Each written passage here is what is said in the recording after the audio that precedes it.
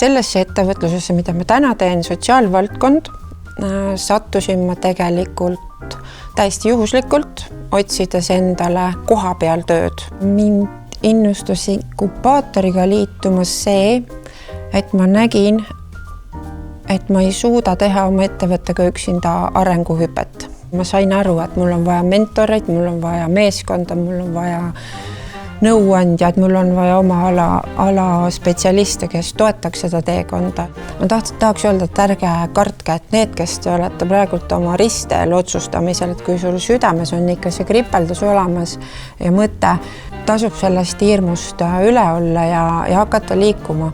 Naudi protsessi, usalda ennast tegelikult, need on need kohad, millele toetuda.